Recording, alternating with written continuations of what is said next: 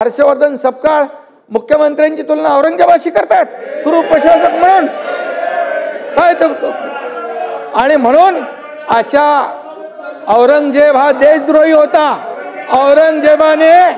औरंगजेबाने धर्मवीर संभाजी महाराजांचा अनन्वित छळ केला, डोळे काढले, जीभ छाटली। एक या काय मुख्यमंत्र्यांनी त्यांची जीभ चाटली का? डोळे काढले का? चामडी सोलली? काय सोललंय? आणि म्हणून हे आमचं सरकार जे आहे, तुम्ही कुणाची तुलना कुणाबरोबर करताय? शिवाय तुमचे अध्यक्ष हर्षवर्धन सपकाळ यांनी माफी मागितली पाहिजे, या ठिकाणी माफी मागितली पाहिजे।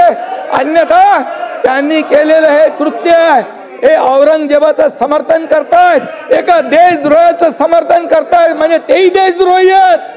त्यांच्यावर देखील देशद्रोहाचा खटला दाखल करावा का? आम्ही मगाशी नाना पटोले म्हणाले की पत्रकारांचा जो अवमान झाला त्या बाबतीमध्ये तुमच्याच दालनात मी आणि आशिष शेलार आणि आपले 2 मंत्री होते, त्या 4-5 लोकांना बोलवलं आणि तिथला जो विधानसभा परिसराचा जो प्रमुख DCP आहे त्यांनाही बोलवलं होतं, पत्रकारही होते आणि तो संबंधित जो पोलीस कर्मचारी होता ज्यांनी त्यांच्याबरोबर गैरवर्तन केलं किंवा जी काही चूक केली तर त्यांनी त्याच्यावर कारवाई करण्याच्या सूचना दिलेल्या आहेत आणि पत्रकारांचं समाधान झालं, ते आता काम करतायत, ते तुमचं पण आता कव्हरेज देतील। संध्याकाळी जो झालेला हल्ला आहे, 3 DCP लेवलचे अधिकारी जर जखमी होतात, दगडफेक होतीये, कुऱ्हाडीने हल्ला होतोय, पेट्रोल बंब कुठून येतात?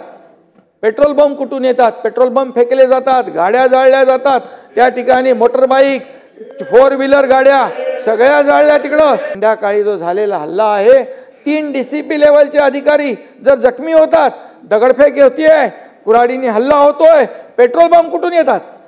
पेट्रोल बंब फेकले जातात, गाड्या जाळल्या जातात, त्या ठिकाणी मोटरबाईक 4 व्हीलर गाड्या सगळ्या जाळल्या तिकडं। पोलीस आल्यानंतर देखील पोलिसांवर हमला केला।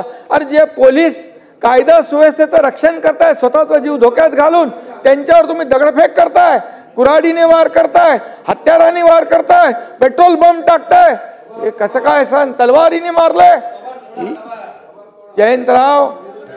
जयंतराव 40 पोलीस जखमी झाले, 33 पोलीस जखमी झाले, DCP लेवलचे अधिकारी जखमी होत आहेत, याचा अर्थ काय घेणार आपण काय? आणि हेही मला माहिती मिळाली की एका विशिष्ट ठिकाणी 100-150 बाईक दररोज पार्क व्हायच्या, काल तिथे एकही गाडी पार्क नव्हती।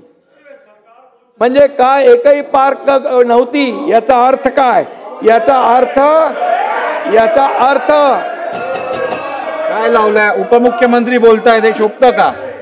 याचा अर्थ काय की जाणीवपूर्वक नियोजनपूर्वक ही साजिश होती काही विशिष्ट समुदायाला टार्गेट करण्याची।